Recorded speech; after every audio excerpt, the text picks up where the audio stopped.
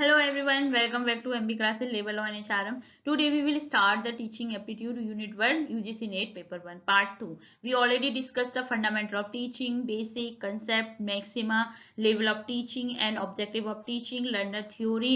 ये हम डिस्कस कर चुके हैं. लर्नर के कैरेक्टरिस्टिक पढ़ चुके हैं, अडल्ट के क्या है, एडोसेंट के क्या है. और आज के पार्ट में हम जो बचा हुआ है मेथड्स ऑफ टीचिंग पढ़ेंगे. मेथड्स ऑफ टीचिंग पढ़ेंगे, डिजिटल इनिशिएटिव सपोर्ट सिस्टम क्या है, इवोल्यूशन सिस्टम क्या है और एनईपी 2020 इवोल्यूशन रिफॉर्म क्या है. तो सबसे पहले हम पढ़ेंगे methods of teaching. Methods of teaching कैसी है, मतलब हायर लर्निंग में अगर हायर इंस्टीट्यूशन की बात करें तो वहां पे कैसी किस तरह की टीचिंग होती है. तो टीचिंग जो थी हमारी, अब क्या हुआ है, जो हायर एजुकेशन क्या हो गया, जब 12th के बाद जब आप कहीं जाते हो, ग्रेजुएशन करते हो, पोस्ट ग्रेजुएशन करते हो, पीएचडी करते हो, तो उसे हम हायर एजुकेशन बोलते हैं. ठीक है. अब कहीं ना कहीं जो हमारा लर्निंग है ना, पेडागोगी टू एंडागोगी फोकस हो रही है, मतलब child learning to adult learning. Child learning क्या होगी, टीचर सेंटर, मतलब ऑटोक्रेटिक है, वन वे कम्युनिकेशन है. ठीक है. और वहां से अब क्या हो रहे हैं, अडल्ट लर्निंग की तरफ जा रहे हैं. मतलब आप स्टूडेंट खुद रिस्पॉन्सिबिलिटी ले रहे हैं, खुद सीख रहे हैं, as a teacher as a facilitator की तरह ट्रीट कर रहा है. तो ये कहीं ना कहीं हमारा सिनेरियो चेंज हो रहा है. जब पेडागोगी टू एंड्रागोगी आई तो हमारा मेथड भी चेंज हुआ, teacher centric to learner centric. तो टीचर सेंट्रिक स्ट्रेटजी क्या होती है, ऑटोक्रेटिक, जहां पे सब कुछ टीचर ही डिसाइड करता है, उसका सिलेबस कैसे करना है, पूरा मटेरियल का कंट्रोल क्या है, उसकी स्पीड किस स्पीड से उसे सिलेबस कंप्लीट कराना है, देन इवोल्यूशन कौन सा मेथड फॉलो करेगा. ये किसके लिए सबसे अच्छा, memory level of teaching. I already discuss memory level क्या होती है, लोवेस्ट लेवल ऑफ लर्निंग होती है. जब आपको कोई चीज बेसिक्स फैक्ट्स याद करने होते हैं तब आप इसे यूज करते हैं. Then come to the learner center strategy, it's called the democratic. Learner center क्या होती है, इसमें टीचर भी आपको पढ़ाता है और स्टूडेंट भी पार्टिसिपेट करते हैं. ठीक है. Teacher as a facilitator, as a guide की तरह करता है और स्टूडेंट भी प्रॉब्लम सॉल्व करने की, क्रिटिकल थिंकिंग सॉल्व करने की कोशिश करते हैं. तो ये बेस्ट किसके लिए, रिफ्लेक्टिव लेवल टीचिंग, मतलब जो हाईएस्ट लेवल ऑफ टीचिंग होती है उनके लिए सबसे ज्यादा जरूरी होता है. देन मिक्स स्ट्रेटजी, जिसे हम बोलते हैं group strategy, group centre strategy. Mix होती है जहां दोनों है. ठीक है. जैसे ग्रुप इंटरेक्शन हम करते हैं, combination of both involving small group interaction, मतलब आप ग्रुप डिस्कशन भी कर रहे हो, सेमिनार भी कर रहे हो, तो ये दोनों की है. ठीक है. ब्रेन स्टॉर्मिंग टेक्निक हो गई, ये हमारे ग्रुप सेंटर स्ट्रेटजी कहलाती है, ग्रुप मिक्स स्ट्रेटजी. देखो इस तरीके से हमारा जो पहले का फोकस था, जब आप पहले का एजुकेशन सिस्टम देखोगे तो वहां पे क्या था, ऑटोक्रेटिक है, वन वे है, आपका मेमोरी लेवल है एंड पेडागोगी करेक्टरिस्टिक है. ठीक है. अब याद रखिए टीचर सेंट्रिक और पेडागोगी. ठीक है. पेडागोगी होता है जो चाइल्ड को हम सिखाते हैं. ठीक है. तो ये दोनों के करेक्टरिस्टिक सिमिलर ही होते हैं. अगर लर्नर सेंट्रिक है तो डेमोक्रेटिव होगा, मतलब पार्टिसिपेट होगा, टीचर एज ए फैसिलिटेटर काम करेगा, टू वे कम्युनिकेशन होगा, रिफ्लेक्टिव लेवल होगा, मतलब हायर लेवल टीचिंग होगी, देन एंड्रागोगी होगी, अडल्ट लर्निंग होगी. तो इस तरीके से हमारा एजुकेशन जो शिफ्ट है हायर एजुकेशन में हो. Then come to the concept of teacher center strategy. अगर हम इसको अब डिटेल में पढ़ेंगे क्योंकि हमारा सिलेबस में है. नीचे कैसा होता है, ऑटोक्रेटिक होता है. ठीक है. मतलब इसमें सब कुछ टीचर ही मैनेज करता है, हाईली फॉर्मल होता है. Teacher is absolute authority in the classroom. Classroom में सिर्फ टीचर ही के पास पावर होती है, वो कंट्रोल करेगा. टीचर के पास सारा कंट्रोल होता है सब्जेक्ट मैटर का, किस तरीके से उसको सिखाना है, एवोल्यूशन प्रोसेस क्या हुआ. कम्युनिकेशन इज वन वे होता है, टीचर टू स्टूडेंट. ठीक है. क्योंकि बच्चों को तो डर लगता है ना, अगर कुछ बोल दिया, टीचर ने ह्यूमिलेट कर दिया तो मतलब बच्चे इसमें बोलते ही नहीं है, सब कुछ टीचर ही करता है. कॉग्निटिव लेवल क्या होता है, memory level. Early understanding level कह सकते हैं, it does not promote independent. इसमें कोई इंडिपेंडेंट आपको कोई टास्क नहीं देगा कि चलो आज ये प्रॉब्लम है तुम बच्चों सॉल्व करके दिखाओ. नो. ये क्या मेमोरी लेवल होगा या अर्ली अंडरस्टैंडिंग लेवल है कि आप थोड़ा सा रिलेट करके पढ़ा सकते हो. रोल ऑफ स्टूडेंट क्या, पैसिव लिसनर है, नोट टेकर. या तो पूरे टाइम टीचर बोर्ड पे लिखाता रहेगा, ये बच्चे लिखते रहेंगे. तो देखो क्वेश्चन ऐसे नहीं आएगा, क्वेश्चन आएगा इफ असेसन स्टेट है teacher center method cater effective to individual difference, it is false. अगर कोई आपसे ऐसा क्वेश्चन आया है कि टीचर सेंटर मेथड है वो इफेक्टिवली है इंडिविजुअल डिफरेंस लर्निंग स्टाइल के लिए, तो नहीं, क्योंकि ये तो पूरी क्लास को एज ए सिंगल की तरह ट्रीट करता है.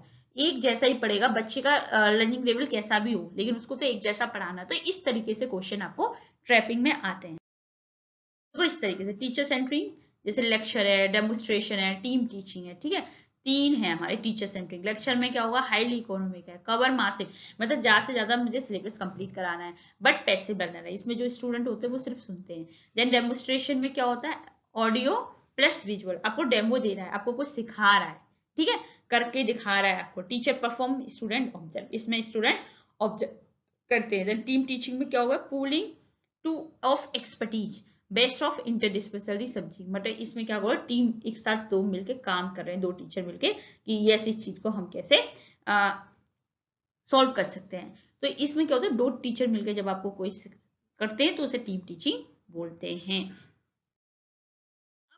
लेक्चर मेथड, अब हम इसको डिटेल पढ़ेंगे। लेक्चर मेथड क्या है, सबसे ज्यादा ओल्डेस्ट और most usually wide in पेडागोगिकल method में सबसे ज्यादा ये यूज होता है।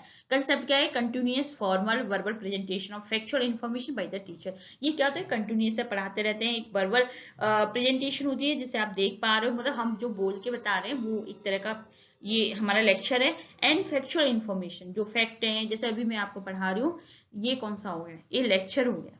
लेकिन मैं आपको एक फैसिलिटी प्रोवाइड करा रही हूँ कि आप कमेंट में अपने क्वेश्चंस पूछ सकते हो। तो ये अब ये मेथड नहीं रहा, ये एंड्रागोगी आ गया, मैं कोई आपको कंसेप्ट दे दूँ, ठीक है। एडवांटेज क्या है, क्योंकि इसमें टाइम भी बच रहा है, मनी भी बच रहा है, आपको सिंपल आया, अपना सिलेबस कंप्लीट कराया और चले गए। Best method cover massive syllabus short time, ठीक है। Effective in very large class size, जब बहुत बड़ी साइज हो तो ये इफेक्टिव है, क्योंकि आप एक तरीके से पढ़ा सकते हो। लिमिटेशन क्या है, स्टूडेंट रिमेन एंटायरली पैसिव, वो तो पैसिव रहेंगे ना, क्योंकि उनको मौका ही नहीं मिल रहा कुछ क्वेश्चन पूछने के लिए। लोएस्ट रिटेंशन रेट, अगर मैं Edgar Dale's cone of experience की बात करूं तो सबसे ज्यादा जो बच्चे पढ़ के करते हैं उनका सबसे कम रिटेंशन रेट रहता है, क्योंकि वो सुन रहे हैं ना, जो सुन के ही सिर्फ कर देना है तो नहीं हो सकता।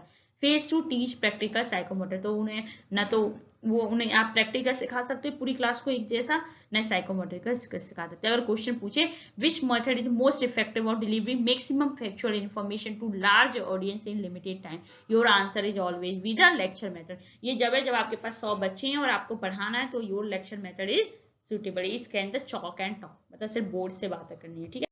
Then come to the demonstration method, demonstration वो चॉक एंड टॉक है। देन शो एंड टेल, मतलब आप किसी को बता रहे हो और दिखा रहे हो, ठीक है। Use help in science engineering skill based subject.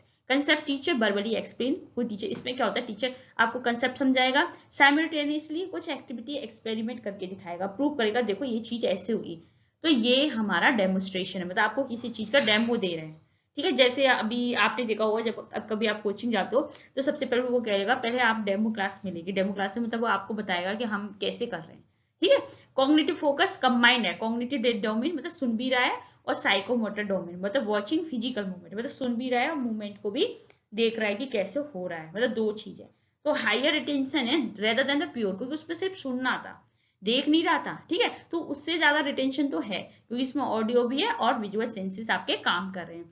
Prove abstract theory with the concrete evidence, कहीं ना कहीं ये क्या है, थ्योरी जो आप पहले से जानते हो उनके साथ, और जो कंक्रीट एविडेंस के बेसिस पे आपको करा रहा है। तो अगर कभी भी कंफ्यूज मत होना, लर्नर सेंटर मेथड में, ये टीचर सेंटर ही मेथड है। लोग क्या करते हैं, जैसे डेमोन्स्ट्रेशन मेथड का नाम आता है, बच्चे क्या करते हैं लर्नर सेंटर लगा देते हैं। नो, इधर टीचर सेंटर है, क्योंकि फिजिकल एक्सपेरिमेंट तो हो रहा है, पर कौन कर रहा है, सिर्फ टीचर ही तो कर रहा है, बच्चे तो ऑब्जर्व कर रहे हैं ना। तो इस तरीके से PYQ की ट्रैप से आपको। Then come to the third teacher center method, team teaching. ये इनोवेटिव अप्रोच है स्टैंडर्ड लेक्चरिंग का, मतलब जो लेक्चर है ना उसमें ही दो टीचर आके आपका काम करते हैं। 2 और मोर टीचर कोलैबोरेटिव प्लान, जब दो या उससे ज्यादा टीचर मिलके प्लान करते हैं, इंस्ट्रक्ट करते हैं, और सिंगल ग्रुप ऑफ स्टूडेंट को एक स्पेसिफिक सब्जेक्ट पे लेक्चर डिलीवर करते हैं, तो इस कॉल्ड द टीम टीचिंग, ठीक है, टीम टीचिंग है। तो अब एडवांटेज क्या है, it allow the pooling of expertise, student get the best knowledge from multiple specialist in one class. तो इसमें क्या होता है, पूलिंग मतलब उससे बहुत सारे एक्सपर्टीज होते हैं ना, कि एक टीचर नहीं है, बहुत सारे टीचर हैं, एक्सपर्ट है जो इस चीज में, तो स्टूडेंट क्या करते हैं, बहुत सारे स्पेशलिस्ट है, वो बेस्ट नॉलेज ले सकते हैं। That's why it's called the pooling of expertise in team teaching method. Excellent for interdisciplinary subject, suppose अगर कोई दूसरे फील्ड का सब्जेक्ट है तो वहां पर वो टीचर भी आएगा, तो इससे क्या होगा, अच्छा होगा। इसमें क्या होता है, लिमिटेशन क्या हो गई, require intense coordination between teachers, कहीं ना कहीं इसमें कोऑर्डिनेशन की जरूरत है। अगर टीचर का क्लास ईगो हो गया तो पूरा प्लान होगी, और क्लास का जो ऑब्जेक्टिव है वो हमारा फेल हो जाएगा। Then expensive and difficult to schedule, आपको पता है एक्सपेंसिव भी, जब एक सब्जेक्ट के लिए आप 2 या 2 से ज्यादा टीचर हायर कर रहे हो तो it would be expensive, and scheduling भी बहुत है, क्योंकि हो सकता है उसका कहीं जो टाइमिंग आप पढ़ा रहे हो उस टाइम में वो कहीं और बिजी हो। तो अगर कहीं शेयरिंग ऑफ एक्सपर्टीज आए, कहीं पूलिंग ऑफ एक्सपर्टीज आए, कहीं कोलैबोरेटिव इंस्ट्रक्शन आए, कहीं इंटरडिसिप्लिनरी आए, तो your answer should be team teaching. Then micro teaching method, this is the teacher training technique. ये क्या है, टीचर की ट्रेनिंग टेक्निक है, नॉट मेथड नहीं है, टू टीच नॉर्मल स्टूडेंट, इसके लिए नहीं है, ठीक है। याद रखिएगा, ये नया कंसेप्ट है, एग्जाम में पूछा गया इसलिए मैंने इसको ऐड कर दिया। प्रोपोनेंट ड्वाइट एलन ने दिया था, जो स्टैनफोर्ड यूनिवर्सिटी, उनका कंसेप्ट है स्केल डाउन टीचिंग एनकाउंटर है। A trainee teacher teach a very small topic in a very small group for a short time to master one specific teacher skill, blackboard writing और questioning. इसमें क्या होता है कि एक तरह का इसमें ट्रेनी टीचर जो है, मतलब एक ट्रेनी टीचर होता है जो आपको सिखाता है बहुत छोटे से ग्रुप को, 5 या 10 लोग होंगे, बहुत छोटे से टाइम पे एक स्पेसिफिक टीचिंग स्किल सिखाएगा और वो आपको सीखना है। That's why is called the micro teaching methods. 5 या 10 से ज्यादा लोगों को, ठीक है, 5 to 10 पेयर्स है। ब्लैक बोर्ड राइटिंग और क्वेश्चनिंग, मतलब जैसे आपको दिखा दें कि ब्लैक बोर्ड पे कैसे लिखना है, या आपको लिखना कैसे, या फिर आपको क्वेश्चनिंग कैसे करनी है। तो 36 मिनट साइकिल होती है और ये पूछता है एनटीए, तो याद रखिएगा। टीच आपने 6 मिनट में उसको सिखाया, ठीक है, फीडबैक 6 मिनट में लिया, फिर से रीप्लान किया 12 मिनट में, फिर से उसको सिखाया 6 मिनट में, फिर री फीडबैक लिया 6 मिनट में। ये टोटल हमारा कितने का है? 36 मिनट का है। तो micro teaching use to master skill, not to master subject. जब आपको कोई स्किल सिखानी होती है उसके लिए हम यूज करते हैं, ना कि सब्जेक्ट कंसेप्ट के लिए यूज करते हैं। तो इस चीज को याद रखिए। देखो micro teaching continuous circular flow है। स्टेप 1 में आपने टीचिंग कराई 6 मिनट में, फिर आपने उससे पूछा कि जो मैंने सिखाया वो क्या सीखा, फिर उसने फिर से यहाँ पे इंसान वार्निंग लॉन्गेस्ट फेज रहता है, फिर उसने रीप्लान किया स्टेप 3 में कि फिर उसने फिर से पढ़ाया 6 मिनट में उसी चीज को, देन उसने फिर से फीडबैक लिया। That's why is called the 36 minute cycle, is the continuous circular flow रहता है। तो ये माइक्रो टीचिंग साइकिल है, ठीक है। अब हमने टीचर सेंटर आपको स्ट्रेटजी बता दी, ठीक है। अब हम ये पढ़ेंगे टीवी और वीडियो प्रेजेंटेशन मेथड भी होता है जिसके थ्रू हम बच्चों को पढ़ाते हैं। तो देखो ये सिक्रोनियस अनसिक्रोनियस वीडियो लेक्चर होते हैं, जो कि मैं आपको बता दूंगी कि किस तरीके से होता है, अभी मैं डिटेल में पढ़ा दूंगी। विदाउट लाइव इंटरेक्शन जो होता है, जैसे स्वयं प्रभा चैनल हो गया कि आप उसमें लाइव नहीं कर सकते, आप उसमें देख के पढ़ सकते हो, ठीक है। तो ये क्या होता है, इसमें जब हम कोई भी लेक्चर इलेक्ट्रॉनिक मीडिया के थ्रू ऑडियंस तक पहुंचाते हैं, जैसे for example I am teaching through the electronic media, YouTube के थ्रू आप पढ़ पा रहे हो, तो ये मेरा क्या हो गया, ये टीवी और वीडियो प्रेजेंटेशन के थ्रू मैं आपको पढ़ा रही हूँ। तो ये इसमें क्या है, bring world class expert into rural under resource classroom. तो हम क्या कर सकते हैं, जब आप वीडियो के थ्रू, जब आप लाइव स्वयं प्रभा के थ्रू, इन चीजों के थ्रू पढ़ते हैं, तो आप एक्सपर्ट हायर कर सकते हैं। अब आप यूट्यूब पे हाई रैंकिंग टीचर के साथ आप अपनी क्लास को अटेंड कर सकते हैं। तो ये क्या हुआ, तो ये आप एक्सपर्ट्स के साथ इजिली कम रिसोर्सेज में आप पढ़ पा रहे हो। Then can be recorded watch it repeatedly. अगर अगर अनसिक्रोनियस है तो आप रिकॉर्ड कर सकते हो और वॉच देख सकते हो, कि अगर सपोज करो मैंने आपको एक लेक्चर पढ़ाया तो आपने वो रिकॉर्ड कर लिया, देन आप उसको बार बार देख सकते हो। Useful for showing dangerous experiment. Suppose करो कि अगर ऐसा कोई एक्सपेरिमेंट आपको दिखाना है टीवी वीडियो के थ्रू जो आप नॉर्मल क्लास में नहीं कर सकते, तो आप टीवी वीडियो प्रेजेंटेशन में जैसे बच्चों को दिखाते ना टीवी में कोई एक्सपेरिमेंट के थ्रू या स्वयं प्रभा के थ्रू, ये चैनल दिखा सकते हैं। तो इसमें कोई जीरो मीडिएट फीडबैक नहीं होता। Teacher can not read the room. इसमें टीचर ऐसा नहीं है कि वो उसमें आपको पढ़ रहा हो, पढ़ नहीं सकता। To check if student are confuse, तो अगर स्टूडेंट कंफ्यूज हो तब भी वो क्वेरी सॉल्व नहीं कर सकता। If ask to identify biggest flaw one of education television, answer is lack of to interactive feedback. अगर आपसे कभी पूछा गया सबसे ज्यादा कमी कौन सी है वन वे एजुकेशन टेलीविजन और वीडियो प्रेजेंटेशन में, तो आपको पता है टू वे इंटरव्यू फीडबैक नहीं, क्योंकि यहाँ पे टीचर नहीं है जो आपके कंफ्यूजन को क्लियर कर दे। तो ये कौन सा हो गया हमारा मेथड, टीवी और वीडियो के थ्रू जो आप पढ़ते हो वो हो गया, ठीक है। देन अब आते हैं concept of learner centre strategy, कौन कौन सी हैं। टीचर सेंटर पढ़ ली, देन लर्नर सेंटर, डेमोक्रेटिव, ठीक है। नेचर कैसा होता है लर्नर सेंटर का, डेमोक्रेटिव है, मतलब पार्टिसिपेटिव है। और प्लीज डेमोक्रेटिव सेंटर स्ट्रेटेजी से कंफ्यूज मत होना, इसका नेचर है कि इसमें क्या हो रहे हैं, उसमें डेमो दे रहे हैं, ठीक है। इसमें क्या है, नेचर है कि बच्चे पार्टिसिपेट कर रहे हैं, फ्लेक्सिबल है, टाइमली फ्लेक्सिबल है, हाईली इंटरेक्टिव है, based on andragogy, adult learning principle पे। To the student take ownership their learning pace and outcome. इसमें स्टूडेंट खुद रिस्पॉन्सिबिलिटी लेते हैं कि उन्होंने क्या सीखा है, क्या आउटकम मिला है। जैसे आप सब जितने भी बच्चे पढ़ रहे हैं, all are learner center strategy, आपको जितना पढ़ना है, आप जैसे पढ़ना है, it's your responsibility, it's up to you, ठीक है। Role of teacher, strictly as a facilitator, मैं आपको as a facilitator, as a guide, as a mentor की तरह काम कर सकती हूँ। Teacher step back, allow student to struggle and solve problem. मैंने आपको सिलेबस दे दिया, अगर आपको कोई क्वेरी है तो आप खुद सॉल्व करोगे, आप मुझसे पूछ के करोगे तो मैं आपको हेल्प कर दूंगी कमेंट सेक्शन में। लेकिन एक डिसअपॉइंटमेंट जो मुझे फील हो रहा है कि बच्चे कुछ सीरियसली पढ़ नहीं रहे, पी बाई क्यू आपने सॉल्व भी नहीं किया अभी जो मैराथन डाली है, ठीक है। तो ये क्या है, ये आप ही को सारा काम करना है, क्योंकि ये क्या है, learner centre strategy. Cognitive level कैसा है, operate at understanding level teaching and reflective level teaching, मतलब मेमोरी लेवल नहीं है। मेमोरी लेवल कहाँ पे थी, टीचर सेंटर में, पेडागोगी में, और लर्नर सेंटर में क्या, एंडोगोगी में, ठीक है। तो यहाँ पे क्या है, अंडरस्टैंडिंग लेवल टीचिंग है। आप एग्जांपल के थ्रू मैं आपको समझा रही हूँ। रिफ्लेक्टिव लेवल होगी जब आप हायर एजुकेशन जैसे पीएचडी कर रहे हो, रिसर्च वर्क कर रहे हो, तो वहां पे ये काम आती है। अगर सेशन स्टेट दे कि लर्नर सेंटर मेथड, टीचर है no role to play, no, ऐसा नहीं है कि लर्नर सेंटर में टीचर का रोल प्ले खत्म हो गया, नो। इसमें मुझे ऐसा लग रहा है टीचर का रोल बहुत हार्ड हो गया, क्योंकि अब क्या है कि बच्चों की प्रॉब्लम को सॉल्व करना है। दे मस्ट डिजाइन, ऐसी प्रॉब्लम हमें कॉम्प्लेक्स कर के डिजाइन करनी है, फिर उनको प्रोग्रेस देखना है कि बच्चे प्रॉपर कर रहे हैं या नहीं कर रहे। उन्हें डायरेक्ट आंसर नहीं देना, उन्हें ऑब्जर्व करके गाइड करना है, ठीक है। तो ऐसा नहीं कर रोल खत्म। देन अब इसके हम वो पढ़ेंगे कौन कौन से लर्नर सेंटर मेथड के अंदर आते हैं। First one is heuristic method. So ये बहुत बार पूछा गया है एनटीए में। Discovery method, one of the most frequently asked PYQ in paper 1।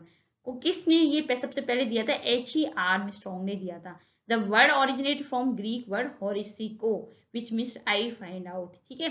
तो अगर भी पूछा हॉरिस्टिक का मतलब क्या होता है, मतलब खुद ही से सारी चीजों को डिस्कवर करना। The student is placed in exact position as a independent, जब स्टूडेंट अपने आप को एक इंडिपेंडेंट, जैसे उन्हें लगता है अब मेरा कोई हेल्प नहीं है, जैसे टीचर ने कोई प्रॉब्लम दे दी और उन्हें कोई भी इंस्ट्रक्शन नहीं दिया कि इसे कैसे सॉल्व करना है, तो स्टूडेंट क्या करेंगे, खुद ही फिगर आउट करेंगे through the trial and error के थ्रू, ठीक है। बार बार करेंगे, सॉल्व करने की कोशिश करेंगे।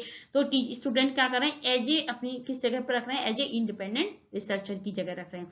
Cognitive focus, highly develop critical thinking and scientific temper. ये क्या होती है, ये क्या है, डेवलप क्रिटिकल थिंकिंग को डेवलप करती है, साइंटिफिक टेम्पर को करती है। अगर student as a discover, independent inquiry, self experience आए, तो your answer should be a heuristic methods. Then come to the project method. Project method होता है learning by doing, ultimate practical application है। ये किसने दी थी, WH किलपैट्रिक ने दी थी, लर्निंग बाय डूइंग, ठीक है। He based entirely on John Dewey philosophy of pragmatism, जो एक फिलॉसफी थी उनके बेसिस पे।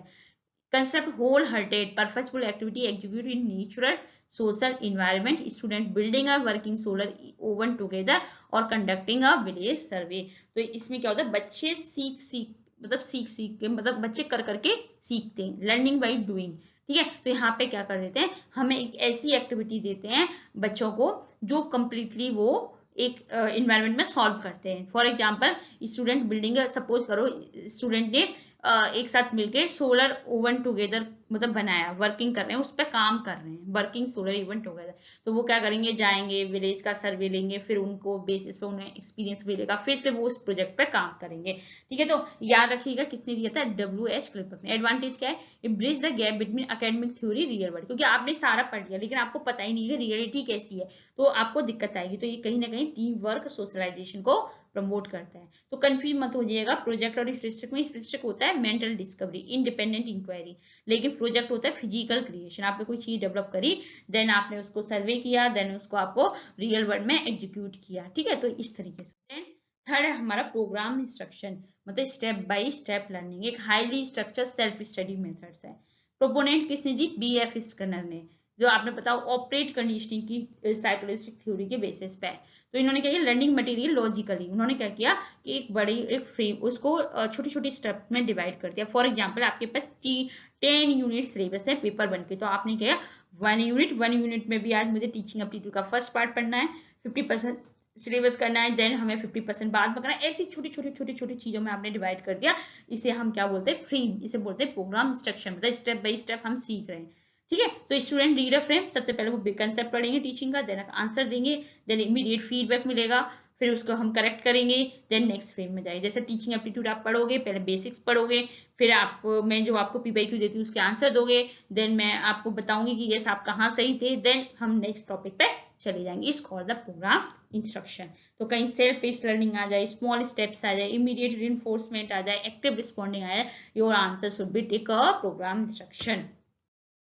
Then come to the case study and role playing method. ये हैवी मैनेजमेंट, जैसे हमारी में तो हमने तो बहुत, आपने मार्केटिंग मैनेजमेंट पढ़ा होगा, उसमें बहुत सारी केस स्टडी पढ़ी होगी, लॉ पढ़े हैं, लेबर लॉ तो अभी आप पढ़ ही रहे हो, जो कि मैंने सारे पढ़ा दिए, सोशल साइंस। तो इसमें केस स्टडी हमारा बहुत ज्यादा लोगों को रोल प्ले करता है। Student are given depth real life scenario. हम केस स्टडी क्या होती है कि आपको कोई केस हुआ, उसके बारे में स्टडी करो, फिर आप बताओ कि इसमें क्या, क्यों फेलियर हुआ, अगर फेलियर हुआ तो उसके पीछे रीजन क्या है। अगर कोई चीज, जैसे अगर मैं आपको एक केस स्टडी दूंगा, जैसे जियो है, तो जियो सक्सेस क्यों हो रहा है, क्या उसके चांसेस हैं।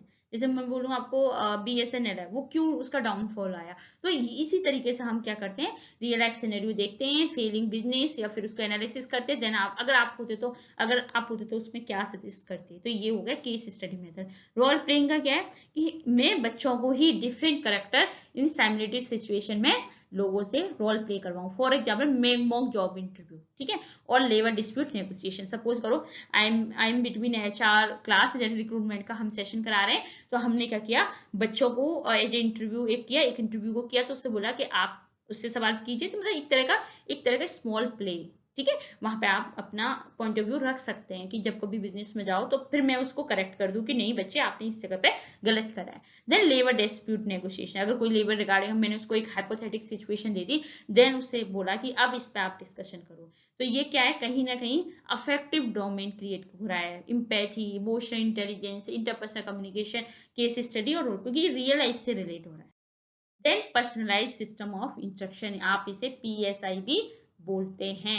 PSI क्या होता है, सबसे पहले याद रखिए, केलर प्लान भी बोला जाता है, क्योंकि इसे किसने डेवलप किया था, फ्रेड केलर ने डेवलप किया था। A mastery oriented system, a syllabus is divide into study unit. देखो पहले क्या होता है, इसमें क्या होता है, पर्सनलाइज सिस्टम इंस्ट्रक्शन मतलब क्या होता है कि किसी चीज में आपको मास्टर करना है, तो आपने क्या कि फॉर एग्जाम्पल मैंने आपको इसलिए दे रही हूँ कि आप नेट का स्टडी कर रहे हो तो रिलेट कर पाते हो। तो अब मैंने क्या किया, आपको सिलेबस डिवाइड कर दिया स्टडी यूनिट्स में। जैसे मैंने पूरा सिलेबस कर दिया यूनिट 1 to 10, ठीक है, पेपर 2 या पेपर 1 का कर दिया। मैकेनिज्म क्या है कि student can not move unit 2 until they score very high score. जब तक आप रिसर्च एप्टीट्यूड तक नहीं जा सकते, जब तक आपका टीचिंग एप्टीट्यूड कंप्लीट ना हो जाए। तो सबसे पहले आपको क्या करना है, टीचिंग एप्टीट्यूड कंप्लीट करना है 100%, उसमें हाईली मास्टर स्कोर लेके आना, 100% स्कोर लेके आना। ये कोई ट्रेडिशनल लेक्चर नहीं है, ये learning through the written material and student proctor, इसके थ्रू आप पढ़ते हो। देन आपका अगर कंप्लीट हो गया टीचिंग एप्टीट्यूड, तभी आप रिसर्च एप्टीट्यूड पे जा सकते हो। ये कहलाती है पर्सनलाइज सिस्टम स्ट्रक्चर, मतलब पहले आप एक चीज में मास्टर हो, देन आप दूसरी चीज में मूव करो। टोटल एलिमिनेशन पास विद, ऐसा नहीं है कि बस नेट में मेरा 40% आ जाए तो मेरा पेपर 1 पास हो जाएगा। नो, आपको इस माइंडसेट को रिमूव करना है। Ensure absolute mastery concept before profession. आपको क्या है, मास्टर करना है, आपको 100% लेके आना है, 50 में से 50 लेके ही आने हैं, क्वेश्चन करेक्ट करके आने हैं। If a question ask about the method that force a student to achieve complete mastery of one unit before moving to next to their own pace, your answer should be a PSI, मतलब personalise system instruction और Keller plan. देखो ये सारी चीजें हमने पढ़ी। Heuristic method मतलब आप खुद ही मेंटल डिस्कवरी है, मैं अपने आप फाइंड आउट कर लूंगा। प्रोजेक्ट लर्निंग बाई डूइंग, ठीक है, कोई आपको ऐसा सर्वे कर रहे हो, कोई काम करो जिसमें विलेजेस पे जाकर सर्वे कर रहे हो। Programme instruction, small frame immediate feedback, आपने छोटा सा काम किया, फिर हमने आपको फीडबैक दिया, फिर आपने किया, फिर हमने आपको फीडबैक दिया। मतलब प्रोग्राम इंस्ट्रक्शन मतलब आपने पूरे प्रोग्राम को छोटे छोटे पार्ट्स में डिवाइड कर लिया, ठीक है। जब डिवाइड कर लिया फिर उसके बेसिस पर आपने पढ़ाई करी। देन PSI पर्सनल जो हमारा सिस्टमेटिक इंस्ट्रक्शन जो होता है वो फ्रेड केलर ने थे। इन्होंने बोला कि पहले आप एक चीज को मास्टर करो, देन आप दूसरी चीज पे मूव ऑन होना है। तो ये चीज का आप स्क्रीनशॉट ले लेना। Then come to the second topic, offline versus online teaching method. देखो अभी मैंने क्या पढ़ा, टीचिंग जो मेथड्स पढ़े, teacher centre and learner centre. अब ये जो हम कर रहे हैं वो किसके थ्रू भी हो सकते हैं, ऑफलाइन या ऑनलाइन। तो ऑफलाइन में कौन कौन से, ऑनलाइन में ऑफलाइन वर्सेस ऑनलाइन में कोर डिफरेंसेस क्या है। अगर हम बात करें, ऑफलाइन होता है location bound.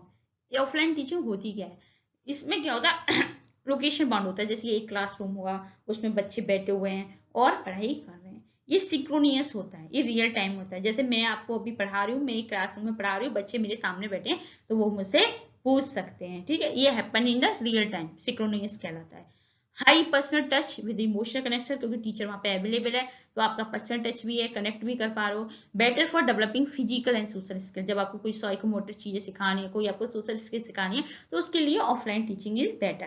Then come to the online teaching digital, location independent. यहाँ पे अगर सपोज करो आप कहीं वर्किंग हो, आपके पास टाइम नहीं है, तो आप क्या है कहीं भी बैठ के अटेंड कर सकते हो। जैसे अभी यूट्यूब वीडियो, जैसे आप यूट्यूब पे पढ़ाई कर रहे हो, तो लोकेशन इंडिपेंडेंट है, हाईली फ्लेक्सिबल, कोई टाइम फिक्स नहीं है, ये रिकॉर्डेड सेशन है, आप कभी भी जाके पढ़ सकते हो। कैन बी सिक्रोनियस, हो सकते हैं लाइव जूम में। तो मैं सिक्रोनियस और असिक्रोनियस का डिफरेंस बता दूंगी, ठीक है। सिक्रोनियस कैसे होता है ऑनलाइन, जैसे फॉर एग्जांपल मैं आपको जूम सेशन करा रही हूँ, तो बच्चे कनेक्ट है, सारे बच्चे मुझसे क्वेरी पूछ रहे हैं, तो वो सिक्रोनियस होगा। असिक्रोनियस क्या होगा, जब मैंने जैसे अभी मैंने रिकॉर्ड क्लास कर दी और मैं चली गई, जब बच्चे उस रिकॉर्ड क्लासेस को देख रहे हैं, तो वो तुरंत उनका मैं फीडबैक नहीं दे पा रहे ना वो मुझे, तो ये हो गया असिक्रोनियस। बेटर फॉर मास रीच, जब आपको ज्यादा लोगों को पढ़ाना होता है, जब आपको करना होता है, तब आप इसको यूज कर सकते हैं। तो ऑनलाइन करनी रिक्वायर वेरी हाई, ऑनलाइन के लिए बहुत इंडिसिक मोटिवेशन चाहिए, क्योंकि वहां पे आपको टीचर देख नहीं रहा, ये सबसे ज्यादा प्रॉब्लम आ रही है। जैसे मैंने आपको रिकॉर्डिंग सेशन डाल दिए,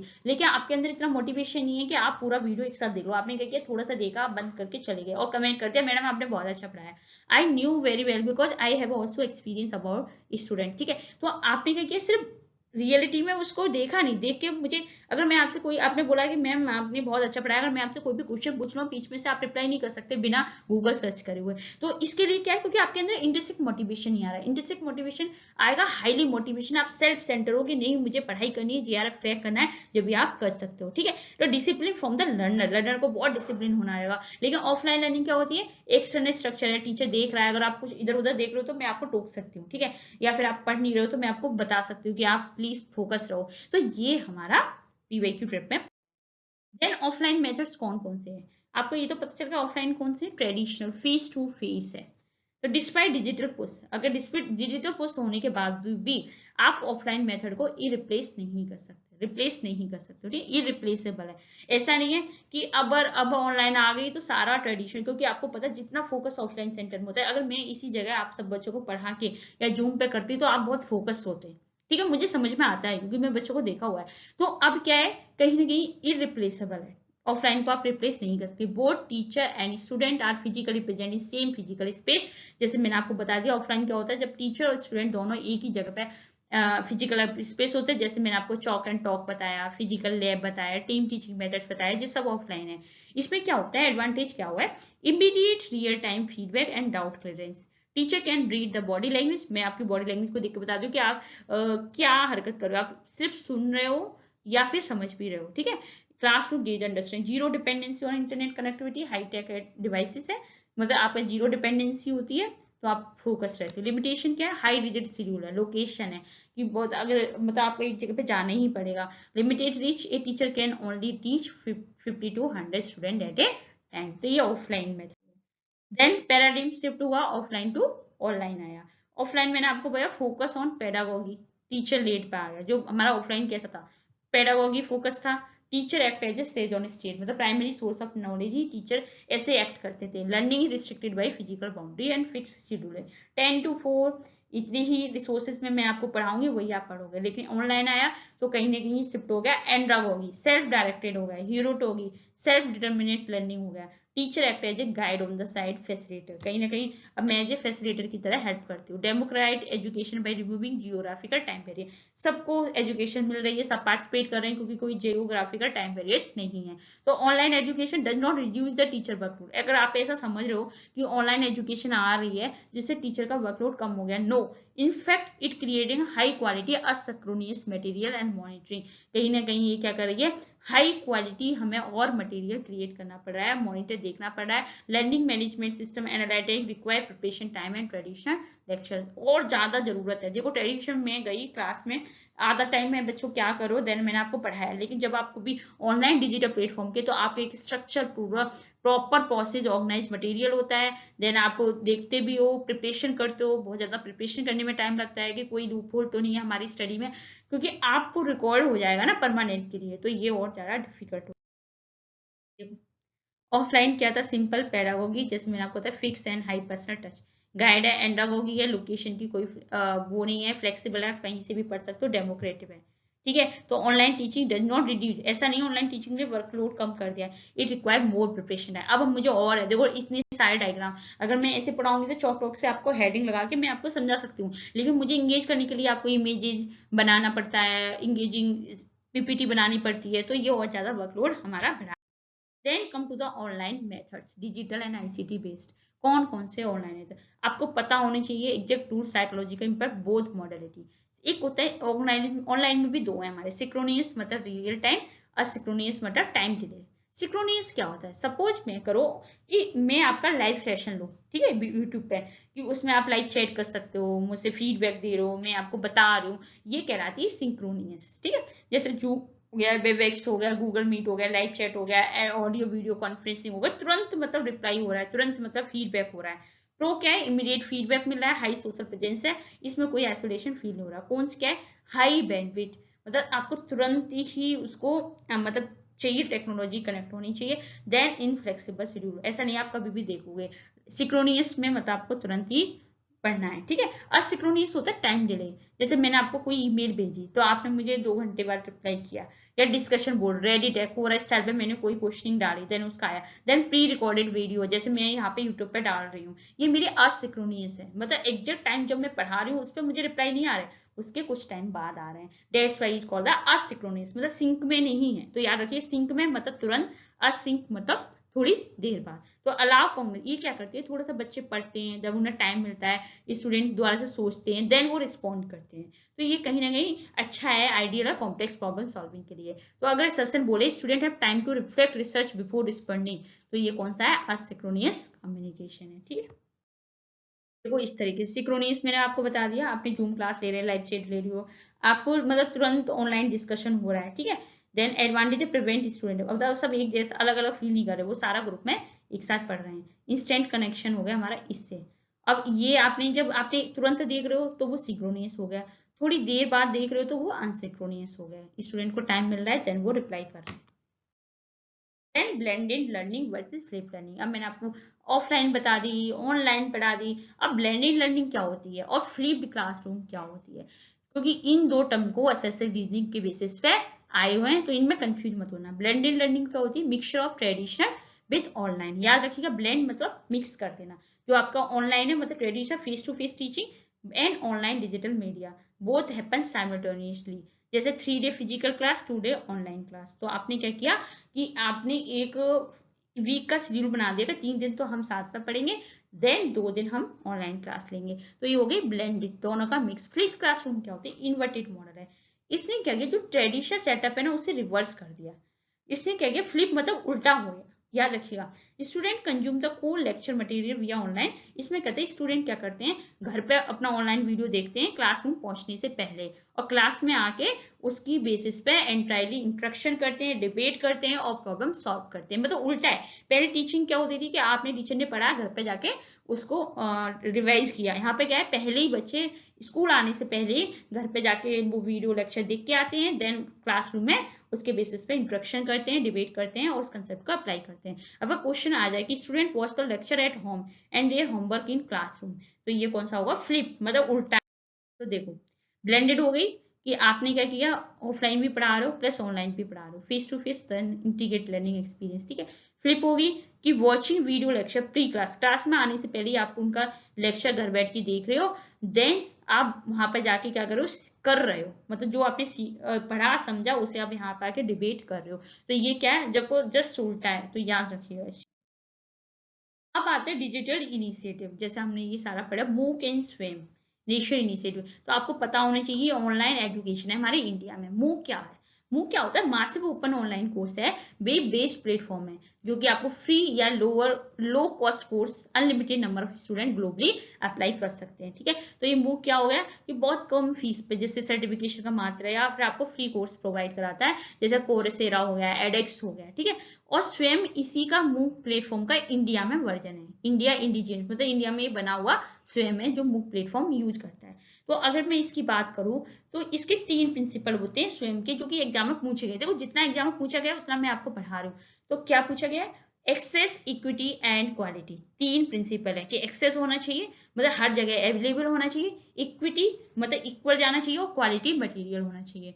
एंड इसके 4 क्वाड्रेंट्स हैं कि मतलब किस कैटेगरी में ये पढ़ाता है स्वयं।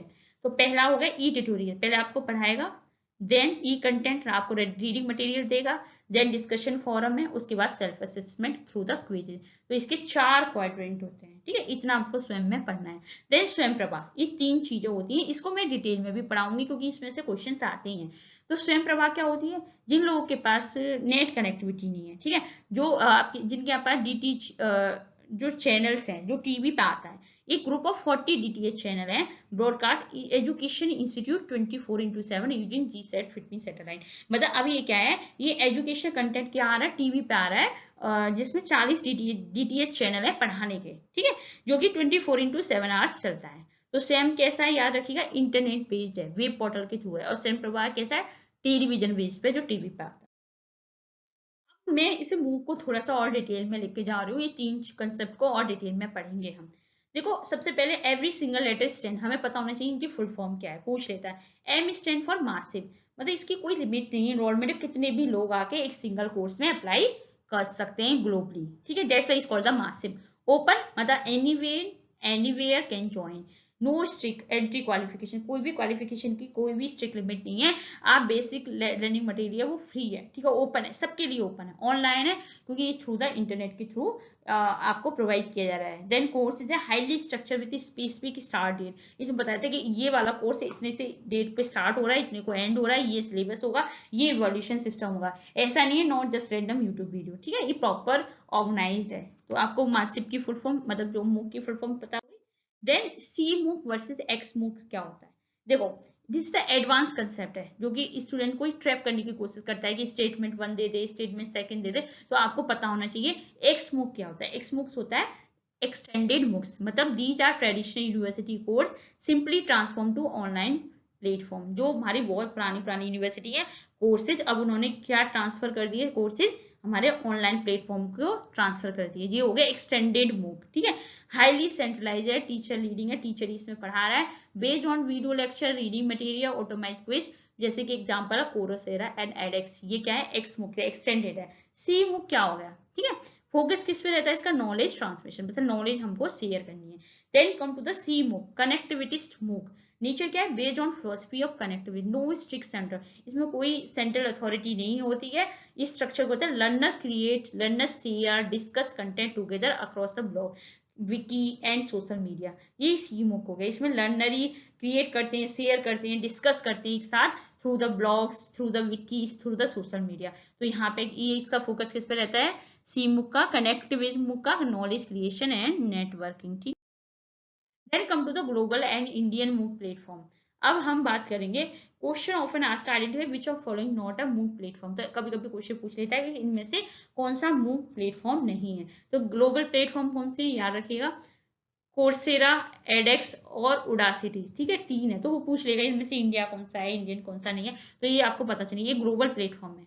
देन इंडियन प्लेटफॉर्म कौन है, स्वयं, ठीक है, national portal back by government of India, NPTEL national programme of teacher enhance learning, then नेटर, ठीक है, ये टीचर ट्रेनिंग के लिए है, तो ये हमारा इंडियन प्लेटफॉर्म है। एंड ये आपको पता, एडवांटेज और लिमिटेशन क्या है, तो एडवांटेज क्या है, डेमोक्रेटाइजेशन है हायर एजुकेशन में, मतलब आपको आप आईआईटी एजुकेशन टू विलेज, आप कहीं भी जाके कोई भी हायर एजुकेशन ले सकता है आईआईटी से, वहां से विलेज तक, ठीक है। सपोर्ट लाइफ लॉन्ग लर्निंग है, स्किल अपग्रेडेशन है, वर्किंग प्रोफेशनल है, कहीं ना कहीं ये सपोर्ट करती है कि आप कभी भी लाइफ लॉन्ग लर्निंग सीख सकते हो, स्किल को अपने अपग्रेड कर सकते हो। बिगेस्ट लिमिटेशन क्या है, मूक suffer from notoriously high drop out rate. आपको पता है बच्चे इनरोल तो हो जाते हैं लेकिन 90% बच्चे कंप्लीट कोर्स नहीं कर पाते, क्यों, वही वाला सिस्टम कि वहां पे कोई टीचर आपके पास फिजिकली है नहीं कि चलो बच्चों पढ़ो, आपको पढ़ना ही पड़ेगा, ऑफलाइन क्लासरूम नहीं है, बिकॉज मूक रिक्वायरली एक्सट्रीमली हाई इंटरेस्टेड मोटिवेशन, जब आपको अंदर से ही मोटिवेशन आएगा जब भी आप उस सिलेबस को कंप्लीट कर पाओगे, without teacher physically present to push the student more certain the course, तो बिना फिजिकल टीचर के आप उस स्टूडेंट को पुश करना ये बहुत ज्यादा डिफिकल्ट है, that's why 90% people drop out कर जाते हैं। सेकेंडरी लिमिटेशन है, very difficult to teach assess the complex psychological skill like performance surgery using heavy machine, इसके थ्रू थोड़ा सा लिमिटेड। देखो ये क्या है, मोटिवेशन ट्रैप है। जैसे गेज 1 है एक्सटर्नल स्ट्रक्चर, जब आपको ऑफलाइन टीचिंग मेथड है तो आपको टीचर भी है, ठीक है, पढ़ा रहा है स्कूल यूनिवर्सिटी में, discipline come from physical environment, teacher presence, तो वो आपको कर रहा है, तो वो आप कम से कम फोकस्ड है। देन जैसे ही ऑनलाइन मूक इंट्रिंसिक मोटिवेशन की जरूरत है, तो यहाँ पे क्या है, कोई टीचर है ही नहीं, तो यहाँ पे क्या है, बच्चे 90% ड्रॉप आउट हो जाते हैं। देन कम टू द मूक पढ़ लिया, आप स्वयं पढ़ेंगे, स्वयं 4 बेसिक्स पढ़ेंगे। फुल फॉर्म याद रखिएगा, study wave of active learning of younger aspirants mind, ठीक है, स्टडी वेव, ठीक है, एक्टिव लर्निंग के लिए, किसके लिए, यंग एस्पिरेंट माइंड, जो यंग लोग हैं उनके लिए। ये इंडिजीनियस है, मतलब मेड इन इंडिया है, IT platform develop by ministry of employment and all India council technical education, ठीक है, तो ये हमारा मिनिस्ट्री ऑफ एम्प्लॉयमेंट और उसके थ्रू एआईसीटी के थ्रू बना हुआ है। देन 3 कोऑर्डिनेट प्रिंसिपल, जैसे मैंने आपको बताया 3 प्रिंसिपल और 4 क्वाड्रेंट्स आपको याद रखने हैं। एक्सेस है टेकिंग बेस्ट टीचिंग लर्निंग को रिसोर्स और द मोस्ट डिसएडवांटेज, मतलब इसमें क्या है, बेस्ट टीचिंग लर्निंग रिसोर्स आप ले सकते हो, मोस्ट डिसएडवांटेज मतलब जैसे आपके पास कोई फैसिलिटी नहीं है, लेकिन आप वहां से क्या कर सकते हो, स्वयं के थ्रू अच्छे से अच्छा टीचिंग लर्निंग रिसोर्स एक्वायर कर सकते हो। सेकंड, इक्विटी, इक्वल अपॉर्चुनिटी देता है सारे लर्निंग को, रिगार्डिंग द आपकी जियोग्राफिकल क्या है, आपका फाइनेंशियल बैरियर्स क्या है, सबको इक्वल एजुकेशन देता है। Then quality, content created by top 1000 specially chosen faculty teacher in the, जो टॉप लोग होते हैं उन्हीं से कंटेंट क्रिएट करा जाता है। और कॉस्ट क्या है, course are completely free of cost to learn, fee only required if student want to formal proctorial exam to print, जब बच्चों को अगर सर्टिफिकेट चाहिए तब उसके लिए आपको मिनिमम अमाउंट ऑफ फी देना पड़ता है। 4 क्वाड्रेंट्स मैंने आपको बताया कौन सा क्वाड्रेंट नहीं है। ई ट्यूटोरियल मतलब आपने वीडियो ऑडियो लेक्चर दे दिया, एनिमेशन सिमुलेशन वर्चुअल लैब के थ्रू। देन मैंने आपको रीडिंग मटेरियल देना, ई कंटेंट हो गया। देन डिस्कशन फोरम, वे फोरम है जहां आप डिबेट कर रहे हो, ठीक है। देन सेल्फ असेसमेंट है, टेस्ट और क्विज। तो ये आपके 4 क्वाड्रेंट्स पता होने चाहिए, मतलब पहले आपको पढ़ाना है, देन आपको मटेरियल देना, देन डिस्कस करना, then self assess. Then come to the 4 quadrants, जैसे मैंने आपको दिया, ई ट्यूटोरियल में आपके रिकॉर्डेड लेक्चर रहेंगे, एनिमेटेड एक्सप्लेन एक्सपर्ट प्रेजेंटेशन, यहाँ पे टीचर आपको पढ़ा रहा है। ई कंटेंट में आप डाउनलोड कर सकते हो e book, PDF, lecture notes, supplementary reading material. Discussion में question and answer with faculty, collaborative learning and knowledge sharing.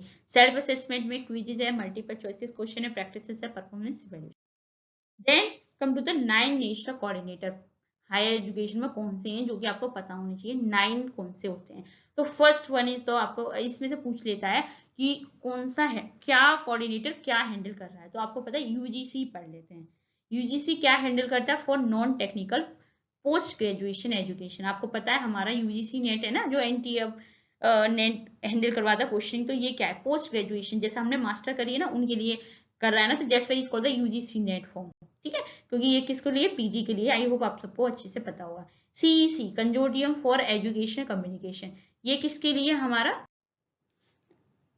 अब नेक्स्ट है हमारा सीईसी, कंजोर्डियम फॉर एजुकेशन कम्युनिकेशन, ये किसके लिए होता है, यूजी के लिए, ठीक है। तो याद रखिएगा, जो यूजीसी कहते हैं यूजीसी पेपर करा रहे हैं, यूजीसी कर रहा है, तो ये हम सब पोस्ट ग्रेजुएशन लेवल पे जब एग्जाम दे रहे हैं तो सब यूजीसी हैंडल करेगा। देन आप जब सीईसी है, जो कंजोर्डियम फॉर एजुकेशन कम्युनिकेशन, किसके लिए, यूजी के लिए।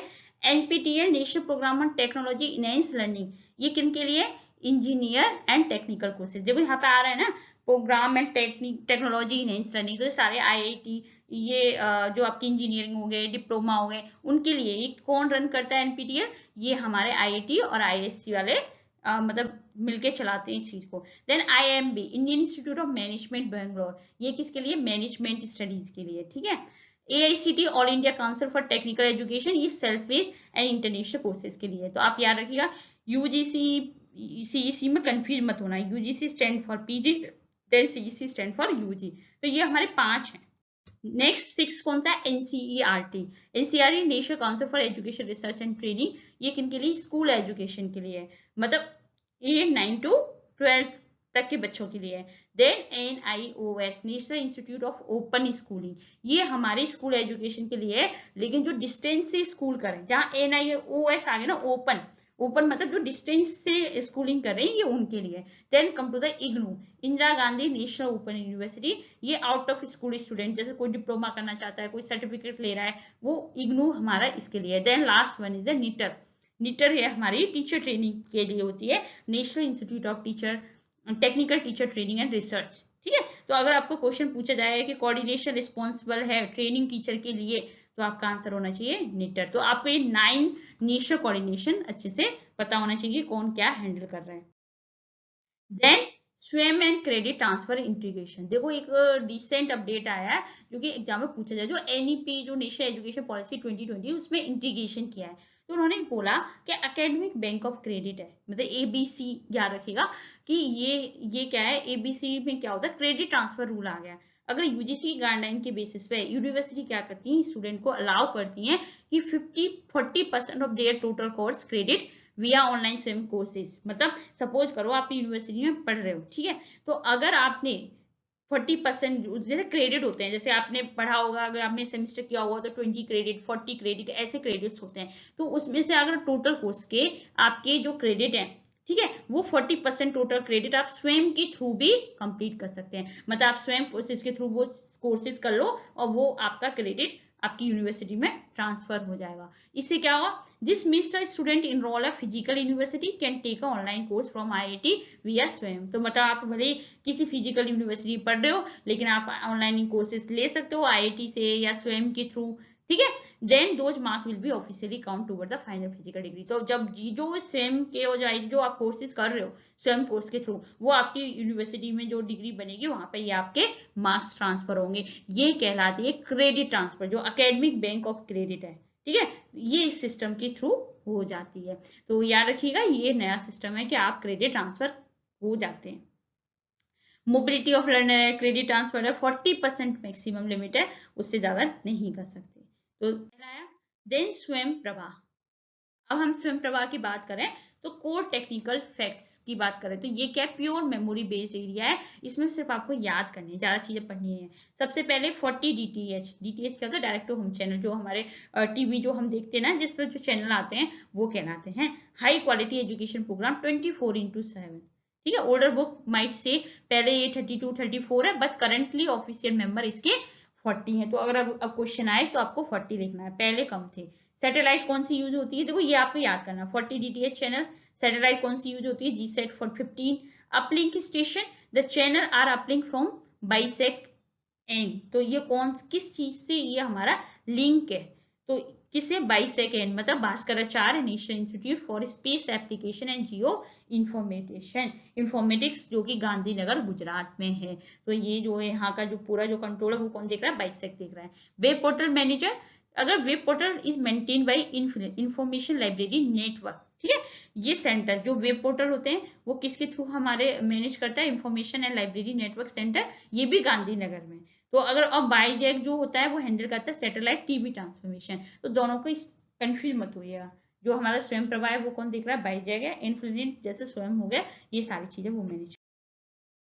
Then operation and content provide, किस तरीके से ये चैनल रन होता है और कैसे वीडियो बनाते हैं।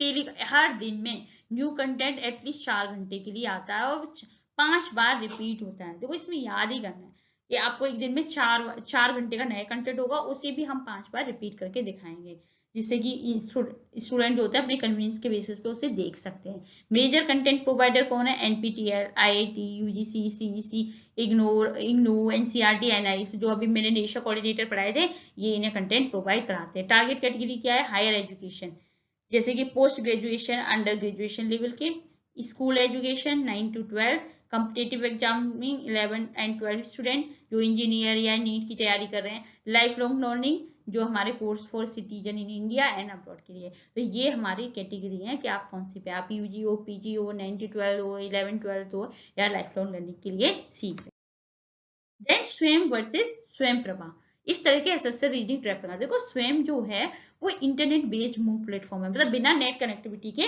आप उसमें नहीं पढ़ सकते, मतलब इस require laptop, smartphone, internet data. स्वयं प्रभा टेलीविजन बेस्ड है, इसको इंटरनेट की जरूरत नहीं है, बस टीवी होनी चाहिए और सेट टॉप बॉक्स होना चाहिए, ठीक है। इंटरेक्टिविटी, स्वयं इज हाईली इंटरेक्टिव है, क्योंकि क्वाड्रेंट में से जैसे 1 पढ़ा था तो उसमें क्या था, 1 में ऑडियो वीडियो लेक्चर थे, 2 में आपका रीडिंग मटेरियल था, 3 में आपका डिस्कशन था, 4 में आपके क्विजेस थे। तो ये क्या हाईली इंटरेक्टिव है, क्वाड्रेंट 3 एंड क्वाड्रेंट 4। लेकिन जो स्वयं प्रभा है वो 1 वे कम्युनिकेशन है, सिर्फ आपको टीवी देख रहे हो ना, तो आप वो आपका टेस्ट ले रही ना वो आपके डाउट को क्लियर कर रही। तो question ask about bridging the digital divide, वो do not have high speed internet, जिसके ऐसी कौन सी डिजिटल डिवाइड है जैसे हाई स्पीड इंटरनेट की जरूरत नहीं है, तो ये आंसर शुड बी स्वयं प्रभा। ओके, इंटरनेट चाहिए, live classes, quiz free form और स्वयं प्रभा है GSET 15 के through DTH TV page one way communication है, ठीक है। देन अब आते हैं हमारा टीचिंग सपोर्ट सिस्टम। देखो, हमारा टीचिंग सपोर्ट सिस्टम की बात करें तो पहले हमारा क्या था कि इसे ट्रांसफॉर्म हुआ। ट्रेडिशनल है, स्टैटिक, लो टेक, रियल चार्ट पेपर के थ्रू दिखाना। देन हमारा मॉडर्न एरा आया, प्री इंटरनेट। याद रखिएगा, OHP हो गया, एपीडीस्कोप हो गया, टीवी हो गया, ये इंटरनेट वाला नहीं है, ये मॉडर्न एरा है, ठीक है। ये हमारा डिजिटल एरा नहीं है, ठीक है। इलेक्ट्रॉनिक है बट इंटरनेट की जरूरत नहीं है। देन लास्ट आया हमारा ICT based, digital interactive, virtual lab, LMS, ये। तो ये तरीके से हमारा एजुकेशन टेक्नोलॉजी है। तो अब हम सपोर्ट सिस्टम पढ़ेंगे। Concept of teaching support system की बात करूं कि कौन कौन से सपोर्ट सिस्टम करते हैं टीचिंग को, तो देखो, टीचिंग एड क्या है? टीचिंग एड और इंस्ट्रक्शन रिसोर्सेज, ये जो टीचिंग सपोर्ट सिस्टम है वो क्या कहलाते हैं? Teaching aids. टीचिंग एड्स मतलब जो आपको पढ़ाने में हेल्प कर रहे हैं, जैसे मैं लैपटॉप के थ्रू पढ़ा रही हूँ तो ये क्या है? टीचिंग एड्स है, या इंस्ट्रक्शन रिसोर्सेज कहलाते हैं। इसका पर्पज होता है teaching support the system, do not replace, मतलब जैसे मैं आपको पढ़ा रही हूँ तो ये जो आपका प्रेजेंटेशन है या ये डिजिटल है, ये मुझे रिप्लेस नहीं कर रहा, इवन मुझे पढ़ाने में हेल्प कर रहा है और ज्यादा क्लियर लाने में, मतलब ये सप्लीमेंट है। वर्बल इंस्ट्रक्शन का क्लैरिफाई, कंसेप्ट को क्लैरिफाई कर रहा है, making learning concrete rather than the abstract. ये क्या कर रहा है? कहीं ना कहीं कंक्रीट बना रहा है, ना कि उनको एब्स्ट्रैक्ट कर रहा है, ठीक है। कोर मैक्सिम क्या है? They operate strictly on teaching maxim. ये किस पे काम करता है? From concrete to abstract, you can say from known to unknown, कह सकते हो ना। जैसे आप इस फिजिकल मोड देखो, heart before the learning theory of blood circulation. सबसे पहले अगर मैं आपको कुछ पढ़ा रही हूँ, ठीक है, उसके बारे में पढ़ा रही हूँ कि हर्ट क्या होता है, तो सबसे पहले मैंने आपको क्या किया? हर्ट की इमेज दिखा दी। तो ये हो गया रियल, मतलब आप नोन से अननोन की तरफ लेके, देन मैं आपको उसके बारे में पढ़ाया कि इसके अंदर कौन कौन से पार्ट होते हैं, क्या टेक्निक होती है, ये हमारा कहलाता है एब्स्ट्रैक्ट, ठीक है। तो ये हमारा टीचिंग सपोर्ट सिस्टम इस तरीके से। देन एक और है added on cone of experience. क्यों हम टीचिंग सपोर्ट सिस्टम कर रहे हैं? तो आपको पता है, क्योंकि एक साइंटिफिक फाउंडेशन है कि हम टीचिंग एड यूज क्यों कर रहे हैं। It prove maxim of concrete to abstract, क्योंकि इसने प्रूव किया है, Edgar Dale cone of experience ने भी साइंटिफिकली प्रूव किया है। मतलब हमें टीचिंग एड क्यों जरूरत है? क्योंकि इनके रिटेंशन रेट हाई रहता है। ये सबसे पहले कोन ऑफ एक्सपीरियंस दो थी, वो किसने दी थी? एजर डेल ने दी थी, ठीक है।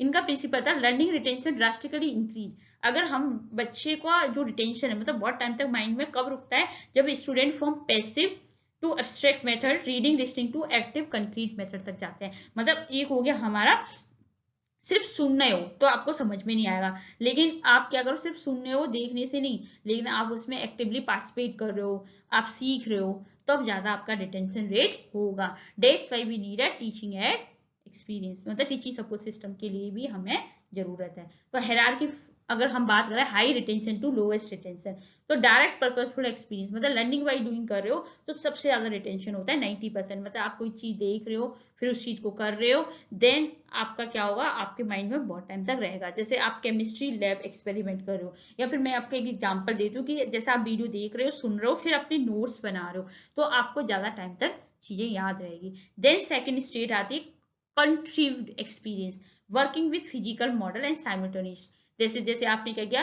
कोई आप मॉडल के थ्रू पढ़ा रहे हो, कोई मॉडल दिखा दिया आपने, जैसे हर्ट दिखा दिया, a pilot in a flight simultaneously using 3D plastic heart, ठीक है। जैसे आप एग्जांपल दे दिया कि एक पायलट है, फ्लाइट में उड़ रहा है, या फिर आपने 3D प्लास्टिक हट दिखा दिया, तो ये है। देन ड्रामेटाइज एक्सपीरियंस, फिर आपने रोल प्लेइंग एक्टिंग किया, ठीक है, उस पर भी इवेंट सिनेरियो के बेसिस पे। देन फोर्थ में आपका डेमोन्स्ट्रेशन फील्ड ट्रिप, अपने टीचर ने दिखा, एक्सपेरिमेंट करके दिखाया, रियल वर्ल्ड साइट्स पे लेगा के दिखाया, ठीक है, म्यूजियम हो गया। Then exhibit and audio visual, looking at display, आपने चीजें दिखाई, एजुकेशन, टेलीविजन, यूट्यूब वीडियो।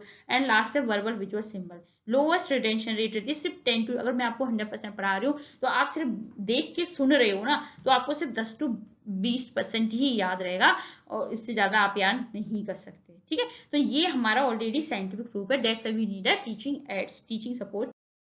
देखो इस तरीके से वर्बल विजुअल सिंबल, ठीक है, हाईली एब्स्ट्रैक्ट, लो रिटेंशन, तो जहां पे आप सिर्फ बोल रहे हो या देख रहे हो, तो वहां पे सिर्फ सबसे कम ज्यादा होता है हमारा, सिर्फ पढ़ने से सिर्फ 10% होता है।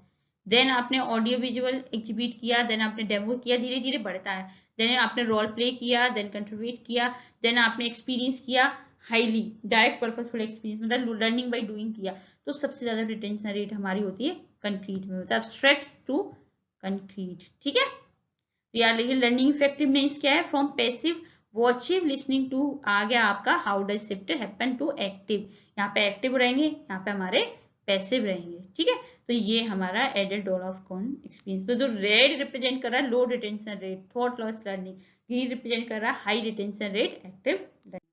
Then come to the traditional teaching support system. अब हम पढ़ेंगे, देखो डेवलप करना ऑफ एक्सपीरियंस ये एग्जाम में पूछ लिया था, जैसे मैंने आपको बताया कि हमें जरूरत क्यों है टीचिंग सपोर्ट सिस्टम की। तो ट्रेडिशनल जो सिस्टम है वो कैसे कन्वेंशनल है, नॉन इलेक्ट्रॉनिक है, वेरी लो टेक्नोलॉजी में टेक्नोलॉजी की जरूरत नहीं है, वो बहुत टाइम से यूज किया है। तो ये क्या हाईली टीचर सेंट्रिक है, as be study do not allowed for dynamic student interaction. ये क्या है, जैसे chalk board standard text book हो गई, चार्ट मैप ग्लोब हो गए, रिला हो गया, ये रिला पूछा जाता है क्योंकि ये using real life physical object in the classroom.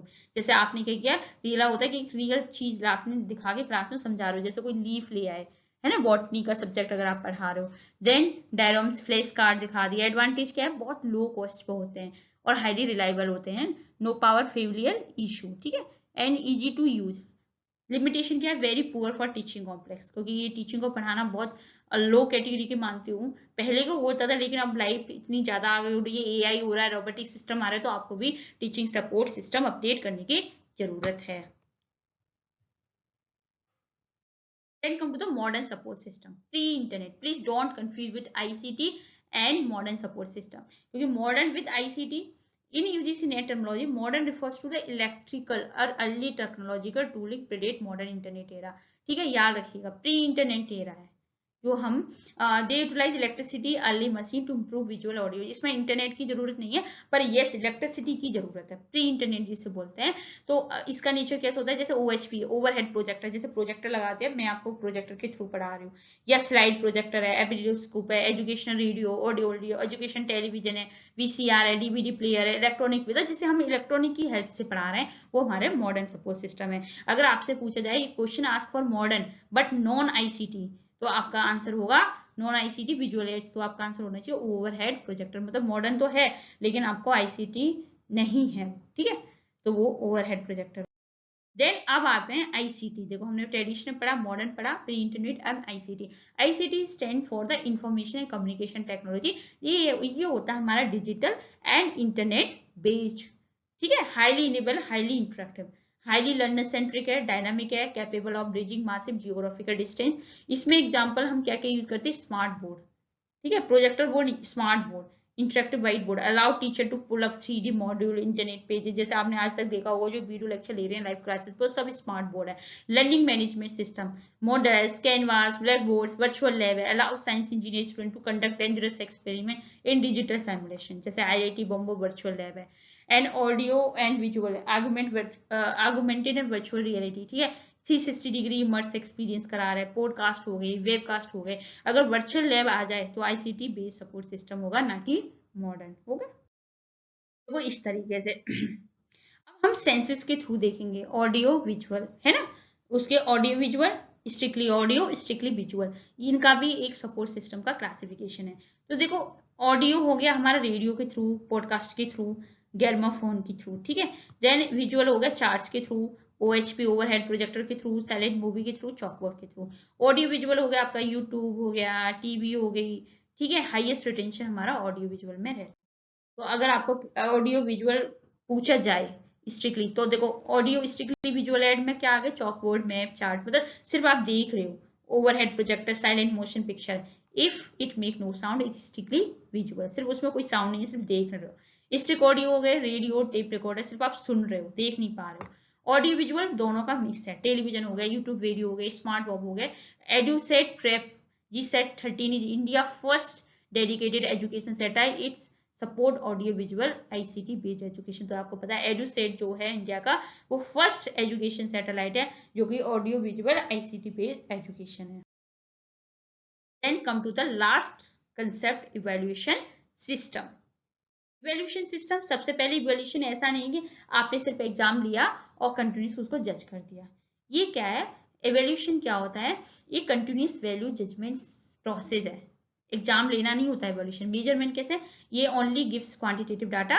जैसे इसमें मेजर कैसे कर सकते हो कि क्वांटिटेटिव स्टूडेंट ने 100 में से 45 करे तो आपने मेजर कर लिया। असेसमेंट क्या है, उस डेटा को इंटरप्रेट किया, अंडरस्टैंड किया स्टूडेंट को, प्रोग्रेस को, देन मेजर किया, असेस किया, इवैल्यूएशन किया। देन इवैल्यूएशन क्या है, the final value judgment. 45/100 means the student has failed और need remediation. It include both quantitative qualitative. देखो तीन चीज टर्मोलॉजी बताती हूँ। मेजरमेंट क्या होगा, सिर्फ आपने मेजर कर दिया 45 में से 100 है। असेसमेंट क्या हुआ, आपने उस डेटा को अंडरस्टैंड किया कि स्टूडेंट की प्रोग्रेस क्या है। लेकिन इवैल्यूएशन क्या है, आपका फाइनल वैल्यू जजमेंट है कि जो 45/100 आया इसका मतलब क्या है, फेल है या उसे रिमेडिएशन की जरूरत है। ये दोनों एस्पेक्ट जरूर है इवैल्यूएशन में, हमारा क्वांटिटेटिव भी और क्वालिटेटिव भी। तो इवैल्यूएशन का प्राइमरी पर्पज क्या होता है, determine the extent to which education objective have been achieve to provide feedback both student and teacher. इसका पर्पज ये होता है कि जो हमारा एजुकेशन ऑब्जेक्टिव है वो हमने अचीव किया है और हम फीडबैक दें दोनों को कि यस टीचर का वो भी और स्टूडेंट को। अगर कम मार्क्स आए तो टीचर ने भी किस तरीके से पढ़ाया, क्या क्या गलतियां करी, ठीक है। Then evaluation by instructional. अब ये हमारे इंस्ट्रक्शन के थ्रू मतलब ये कितने तरह के इवैल्यूएशन होते हैं। सबसे पहले प्लेसमेंट इवैल्यूएशन। प्लेसमेंट इवैल्यूएशन होता है जब कोई आप किसी चीज में एंट्री टेस्ट जैसे बोलते हैं, कहीं जाने से पहले, कोई कोर्स स्टार्ट करने से पहले जो आपकी नॉलेज को चेक करते हैं उसे बोलते हैं प्लेसमेंट इवैल्यूएशन। जैसे एंट्रेंस एग्जाम हो गया, एप्टीट्यूड टेस्ट हो गया, to check entry behaviour prior knowledge before the starting course. मतलब इवैल्यूएशन के टाइप्स हैं कि इतनी तरह से हम इवैल्यूएशन करते हैं। तो प्लेसमेंट हो गया कि आपने यूनिवर्सिटी जा रहे हो तो उससे पहले जो एग्जाम दे रहे हो वो प्लेसमेंट हो गया। फॉर्मेटिव इवैल्यूएशन हो गया ड्यूरिंग, जब आप ऑलरेडी कंटिन्यूस पढ़ रहे हो उसके ड्यूरिंग आप रनिंग प्रोग्रेस कर रहे हो, कंटिन्यूस फीडबैक मिल रहा है इंप्रूवमेंट के लिए, ये हमारा फॉर्मेटिव इवैल्यूएशन कहलाता है, मतलब ड्यूरिंग, ठीक है। It's a non threatening. Example weekly quiz हो रहे हैं, ओरल क्वेश्चन क्लास में पूछ ली जा रहे हैं, चैप्टर टेस्ट हो रहा है, ठीक है, ये हो गया हमारा फॉर्मेटिव। थर्ड है हमारा डायग्नोस्टिक या ड्यूरिंग रिमेडियल। ड्यूरिंग, ये भी ड्यूरिंग होता है, ठीक है। जब आप सेशन में, जैसे सपोज आप एमबीए कर रहे हो, ये एमबीए करने से पहले आपने एग्जाम दिया, वो प्लेसमेंट हो गया। ड्यूरिंग एमबीए जो आपके कंटिन्यूस वीकली आपके टेस्ट लिए जा रहे, क्विज लिए जा रहे, वो फॉर्मेटिव इवैल्यूएशन हो गया। फिर आपने देखा कि किस चीज में आपको डिफिकल्टी हो रही है, उसको फिर दोबारा से वो फिक्स कराया जा रहा है, वो कौन सा होगा, डायग्नोस्टिक इवैल्यूएशन हो गया, है ना, root cause of failure, remedial teaching. Then final में जब आपका सारा कंप्लीट हो जाता है year, to assign grade certified mastery, जिसके बेसिस पर आप सर्टिफिकेट देते हो, डिग्री देते हो, जिसे हम फाइनल आउटकम ऑफ ग्रेड, जैसे एमबीए का आपका सेमेस्टर कंप्लीट हुआ, देन आप जो लास्ट में एग्जाम पर देते हो वो आपका समेटिव इवैल्यूएशन कहता है, मतलब final semester exam and board exam. Look at the placement evaluation before entry behaviour. आप ये गए नहीं, जैसे आप गए, जैसे आपका क्या हो जाएगा, फॉर्मेटिव इवैल्यूएशन होगा, कंटिन्यूस फीडबैक मिल जाएगा। रिमीडियल, अगर आप में प्रॉब्लम आ रही है तो उसको सॉल्व करेंगे, रिमीडियल डायग्नोस्टिक इवैल्यूएशन होगा। उसके बाद आपका आफ्टर फाइनल ग्रेड्स, ठीक है। तो समेटिव इवैल्यूएशन होगा जब आप उसको कंप्लीट कर लोगे।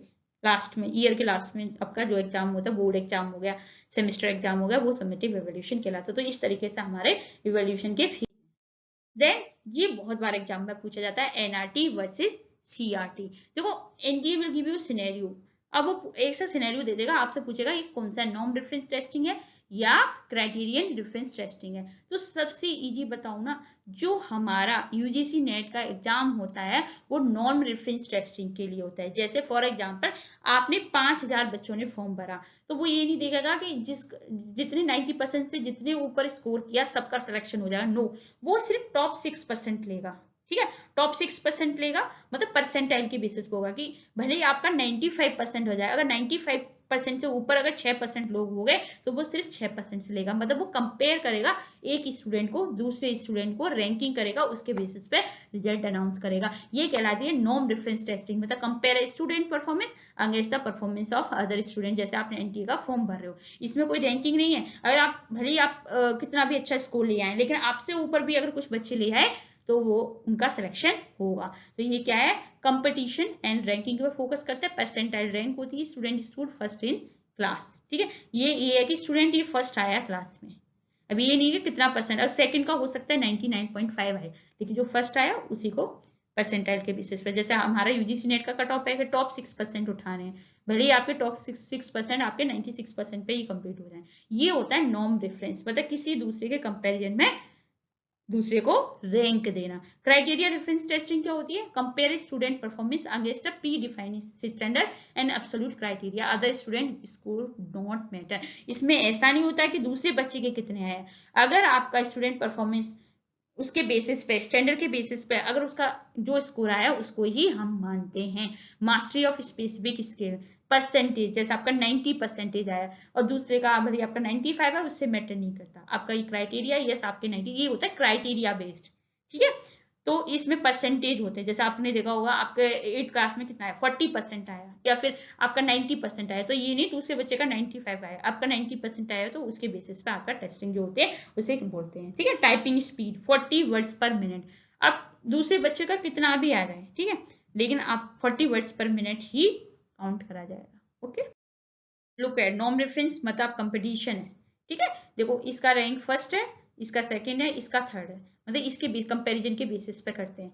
लेकिन क्राइटेरिया मास्टरी स्टैंडर्ड क्राइटेरिया पैसे परसेंटेज फिक्स होती है, उसके बेसिस पे हम करते हैं। तो ये क्या मेजरमेंट है कि किस तरीके से हम major. Then come to the innovation in evaluation. Innovation evaluation क्या, modern education heavy rely on to framework. जो हमारा आज का इवैल्यूएशन एजुकेशन सिस्टम है वो हमारा दो फ्रेमवर्क पे, CBCS choice based credit system and computer based testing.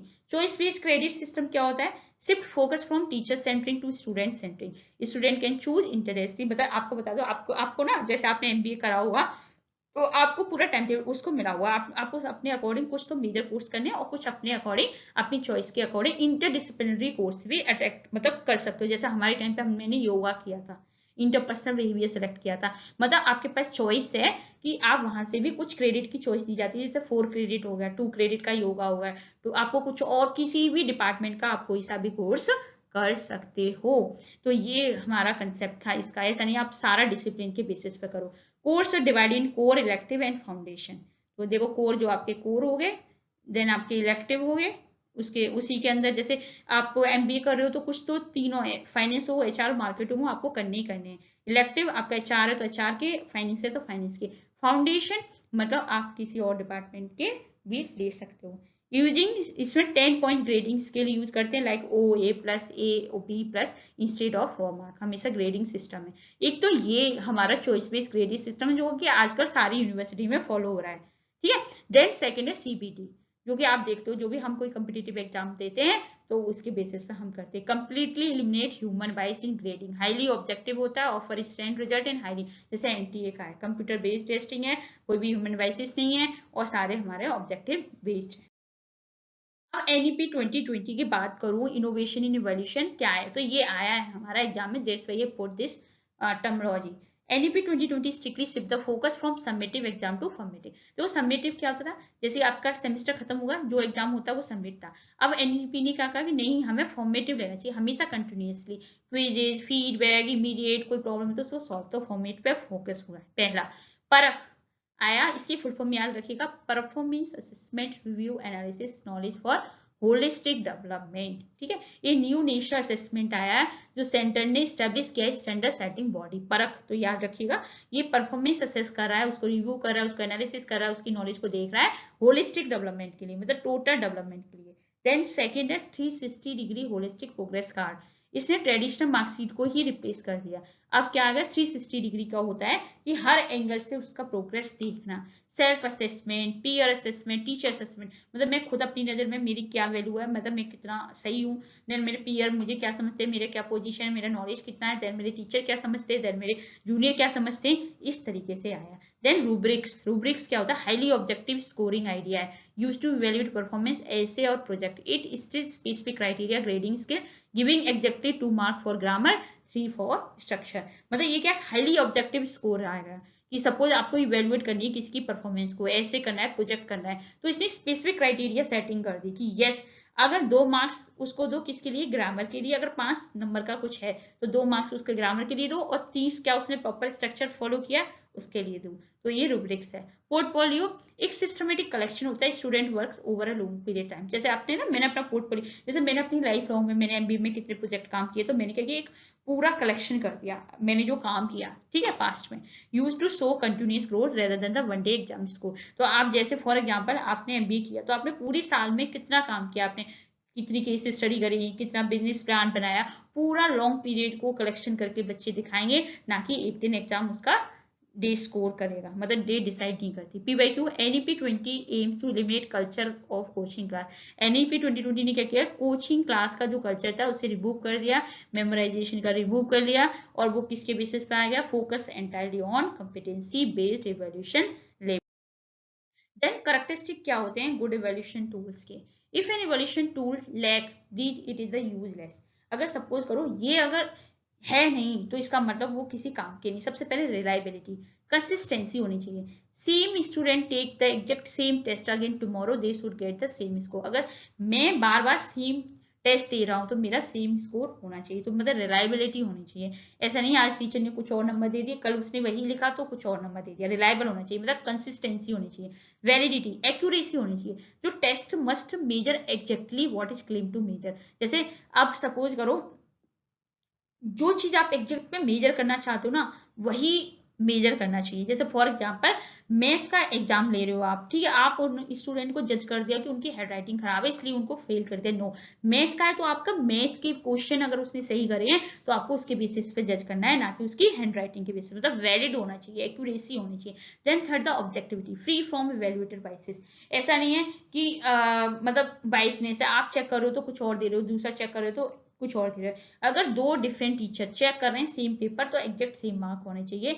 Example multiple choice question है ना, ऐसा नहीं है कि कुछ भी आप दे रहे हो गलती से। Usability, practicality, test should not be too expensive और टेक 10 आवर टू कंडक्ट। हमेशा याद रखिएगा प्रैक्टिकल करना चाहिए। ऐसा नहीं कि बहुत ज्यादा एक्सपेंसिव कर दिया है, बहुत ज्यादा लॉन्ग सेशन 10 आवर्स का कंडक्ट कर दिया, ऐसा नहीं होना चाहिए। देन PYQ का गोल्डन रूल है, valid test is always reliable. देखो अगर आप वैलिड करो ना तो वो हमेशा कंसिस्टेंसी देगा, आप कितना भी करो, पर reliable test is not necessary valid, क्योंकि आपको हो सकता है आपने गलत एक्यूरेसी की बेसिस पर बार बार उसको सेम मार्क्स दे रहे हो। ठीक है, तो इस तरीके से क्वेश्चन पूछे हैं। Thank you so much. आज हमारा टीचिंग एप्टीट्यूड रिवीजन जो है वो कंप्लीटली फिनिश हो गया। अब नेक्स्ट हम सेशन में मिलेंगे unit 2 research aptitude UGC net paper 1। अगर आपको ये सीरीज अच्छी लगी तो प्लीज कमेंट सेक्शन मुझे बताइएगा, तो मैं इसे और कंटिन्यू करूंगी। Thank you so much, keep watching, keep sharing.